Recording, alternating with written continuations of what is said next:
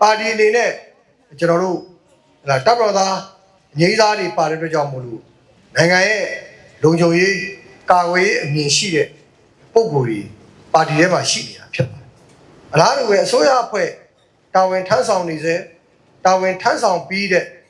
တာဝန်ထမ်းဆောင်ခဲ့တဲ့ပုံကိုယ်တွေပါတဲ့အတွက်ကြောင့်မို့လို့အုပ်ချုပ်ရေးကဏ္ဍမှာအတွေ့အကြုံရင့်ကျက်တဲ့ပုံကိုယ်တွေရှိနေတာဖြစ်ပါတယ်အလားတူပဲဥပဒေပညာရှင်တွေပါတဲ့အတွက်ကြောင့်မို့လို့ပါတီတွေနဲ့အလုပ်လုပ်ကိုင်တဲ့အခါမှာဥပဒေနဲ့အညီဆောင်ရွက်တာကိုတွေ့ရမှာဖြစ်ပါတယ်။အဲ့ဒီအပြင်လူငယ်တွေပါတယ်။အခြားအသိပညာရှင်အတတ်ပညာရှင်တွေပါတဲ့အတွက်ကြောင့်မလို့ကျွန်တော်တို့ပါတီအနေနဲ့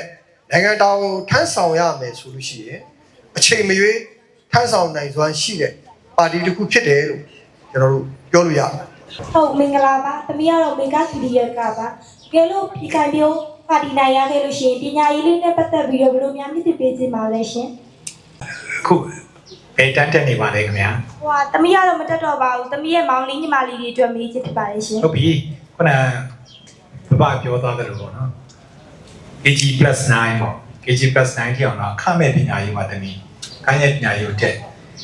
တော့အကြောင်းကြောင့်ပေါ့နော်လူဆိုတာဘဝရဲ့အစဉ်တန်းမျိုးစုံရှိတာပေါ့နော်။ရေလိုများမိသားစုရဲ့အခက်အခဲကြောင့်မို့ဆက်မတက်နိုင်တော့ဘူးဆိုရင်သူကခုနကပြောပြတယ်။ကျောင်း10ကျောင်းရှိတယ်။ကျောင်း10ကျောင်းဆိုတော့ဒီမှာလည်းရှိပါတယ်။အဲ့ဒီကျောင်းတွေမှာစိုက်ပျိုးရေးမွေးမြူရေးနဲ့ MSME ပေါ့နော်စက်မှုတွေသင်ပေးတာရှိတယ်အဲ့ဒီကျောင်းကိုတက်လို့ရတယ်ဖြစ်ချင်လို့ရှိရင်တော့ခုနကပြောပြတယ်ပေါ့နော်ကျွန်တော်တို့ဒီမှာရက်ွက်တွေမှာအကုန်လုံးရှိပါတယ်ပညာရေးလူနေပညာရေးမှုရှိတယ်နောက်ကျောင်းတွေရှိတယ်ပေါ့နော်သူတို့ပြောရင်သူတို့သိတယ်သူတို့သိလို့ရှိရင်အဲ့ဒီကျောင်းတွေကိုဝင်အဲ့ဒီကျောင်းမှာလည်းသူကတစ်လားကို3000ပေါ့နော်ထောက်ပံ့တယ်နောက်ပိုင်းတော့အခမဲ့ပေါ့နော်ကိုချုံမှုကိစ္စလို့တော့ဘာလို့3000ပေါ့နော်ဒီထိုင်စားတော့ကိစ္စaraလည်းဆောင်ရွက်နေတယ်3နှစ်တက်ရမယ်3နှစ်တက်ပြီးတော့အမှတ်ကောင်းရင်စိုက်ပျိုးရေးသိပ္ပံဆိုတာစက်မှုဆိုတဲ့စက်မှုသိပ္ပံဆို GTI လိုဟာမျိုးပေါ့နော်နားလည်အောင်ပြောပြရင်အဲ့ဒါပြီးပါရင်အမှတ်တကယ်ကောင်းလို့ချင်းတစ်ခါလေးတက်ပြီးတော့ဒီပညာတက်ကတူလိုဟာမျိုးစိုက်ပျိုးရေးတက်ကတူလိုဟာမျိုးဝင်းမြူရေးတက်တူဟာမျိုးတန်းသွားလို့ရတယ်သူတို့အကြောင်းကဆင်းလာတော့တစ်ခါလေး professional ဖြစ်ပြီပေါ့အဲ့တော့ခုနကပြောပြတော့တနည်းရဲ့မောင်လေးတွေမာလေးတွေတွေ့လုပ်ပြီးလို့ဆိုခုနကပြောပြတဲ့လမ်းကြောင်းကိုဖြတ်ဖို့လိုပါတယ်ဒါတွေလုပ်ပြီးနေပြန်လဲချထားပြီးသားလုပ်တယ်လက်တွေ့တယ်လုပ်နေတယ်အောင်မြင်အောင်လုပ်မယ်ဒီတက်ပို့ပြီးတော့ညာတတိသိချင်တာလည်းရှိတယ်ထပ်ပြီးဘာအသေးစိတ်ပြန်ရှင်းပြမယ်ကျေးဇူးတင်ပါတယ်ဟုတ်ပါပြီတမီးခြေခံလူတန်းစားစောက်ဝင်နေရင်တိုးတက်ကြောင်းကိုဘလို့စီစဉ်ဆောင်ရွက်ပေးနိုင်မလဲဆိုတာကိုသိကြပါလေရှင်ဟုတ်ပါပြီခင်ဗျအဲ့ဒါဆိုတော့ကျွန်တော်ပဲရှင်းပြမယ်ပေါ့နော်လောက်ကန်ခွင်နားမှာပဲလောက်ကန်ခွင်နားဆိုတာလောက်ရဖို့လိုတော့ကျွန်တော်ရှင်းမှပြောခဲ့တယ်ပဲပေါ့လူဆိုပြီးဖြစ်လာရင်ဝေးလာတယ်ကွာစောက်ဝင်နေဒီသုံးချက်ပဲအဲ့အတွက်ပဲလုပ်နေကြတာလုပ်ဖို့လိုပါတယ်ခင်ဗျာလုပ်ဖို့လိုတဲ့အခါမှာလည်းခုမျိုးပေါ့နော်ချို့ရဆိုလို့ရှိရင်နိုင်ငံခြားတိုင်းပြည်တွေမှာသွားပြီးငယ်တဲ့လူတွေပေါ့ဒီတက်မှာတော့ငယ်တဲ့လူသိတော့မများဘူးငယ်တဲ့ကလေးတွေဆိုလို့ရှိရင်ဒီဘက်မှာသွားပြီးလုပ်လို့ရင်ရတဲ့ဓာတ်စာနဲ့ပြန်ပြီးတော့ထောက်ပံ့လို့ရတယ်ဆိုတော့ပြောတော့နံပါတ်1ကျွန်တော်ဒီနေ့ကတော့ဘာရောက်တွေးဆိုတဲ့အချိန်မှာ popular journey အမေးတဲ့မိကုံကျွန်တော်ဖြေခဲ့တာရှိတယ်။တိုင်းပြည်မှာအရေးကြီးဆုံးရင်ငြိမ်းချမ်းဖို့ပဲခင်ဗျာ။ငြိမ်းချမ်းသွားရင်ကျွန်တော်တွေအားလုံးဆက်လုပ်လို့ရတယ်။ဆက်လုပ်လို့ရတော့ခုမေဂါကီဒီရက်ွက်ပေါ့နော်။မေဂါကီဒီထဲမှာရက်ွက်မှာရှိတဲ့လူတွေအားလုံးဟာမတိခုနကမိလေးမေးသွားလို့ပညာတတ်ဖို့လိုတယ်။ပညာတတ်တဲ့လူနဲ့ပညာမတတ်တဲ့လူနဲ့လုပ်လို့ရတာရှိပါတယ်။ဒီနေ့ကဆို TikTok ကြည့်ကြလားမသိဘူးနော်။ TikTok ကြည့်ကြတာ TikTok ထဲမှာပါတယ်။ fountain လေးတစ်ချောင်းပေးထားတယ်။ fountain လေးမကြည့်တာနဲ့ခုခဲတခဲမတာနဲ့ဘယ်ဟာပိုပြီးလေးတယ်ပြင်ပန်းလဲဆိုတော့ TikTok မှာပြောထားတာ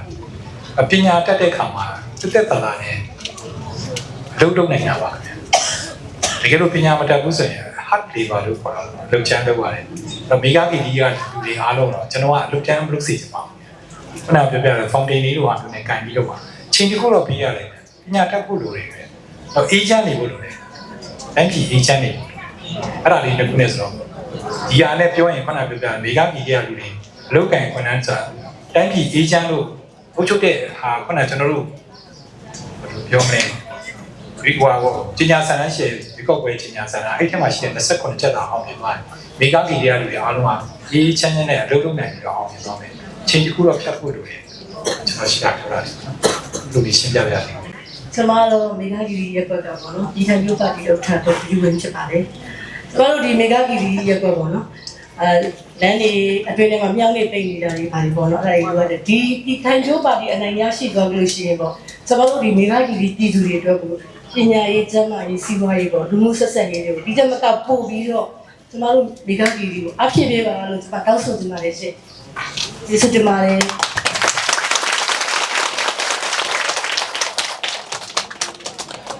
ကျွန်တော်လည်းထပ်ဖြစ်ပြီးတော့ပါနော်။မတိုင်းပြောရင်ခုနကကျွန်တော်ရှင်းမှပြောခဲ့ရတာရှိတော့မနီသားပါပဲခင်ဗျာ။မနီမှာပဲနေတယ်။တော့ခုနကလွတ်တော်ပေါ့နော်။လွတ်တော်၃မျိုးရှိတယ်။မြို့သားလွတ်တော်။သူကတော့မြင်ပါလိမ့်မယ်။မြို့သားလွတ်တော်ကကျွန်တော်တို့ဒီနိုင်ငံကိုအုပ်ချုပ်မဲ့ဥပဒေကိုဟိုကတကယ်ကောင်းပေါ့နော်။မြင့်ဆုံးသွားတာပါ။ဒီလိုလွတ်တော်ကကျတော့ဒါဒီတော်မှာပဲလွတ်တာပြီးတော့တနိုင်ငံလုံးတိုင်းတာနဲ့ကျွန်တော်ဆိုလိုလေးတွေကချမ်းမြေပြောရင်တော့ဝင်ကြီးတွေပေါ့ဒီတော့စုဝင်ကြီးတွေတက်သွားပြတာကျွန်တော်တို့တိုင်းနဲ့မဟုတ်အကုန်လုံးကိုသွားပြီးတော့ဆောင်ရွက်ရတာရှိပါတယ်ပြီးတော့လည်းခါတိုင်းဒေသကြီးထွက်တော့တိုင်းဒေသကြီးထွက်တော့ကြာကျွန်တော်တို့တိုင်းနဲ့မန္တလေးတိုင်းမှာရွေးထားတာမန္တလေးတိုင်းထဲမှာရှိတဲ့ကိစ္စတွေ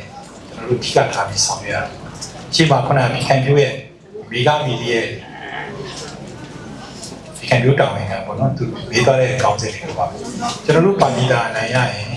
ကျွန်တော်ခုမှရှင်းမှာပြောကျွန်တော်တို့ထက်မှကိုပါတဲ့ဒီထက်မှထိုင်နေတဲ့9ယောက်အောင်မြေသားသားရွေးသွားတဲ့လူတွေသူကပုံပြီးတော့သူများလိုပဲပေါ့နော်လူပြောမယ်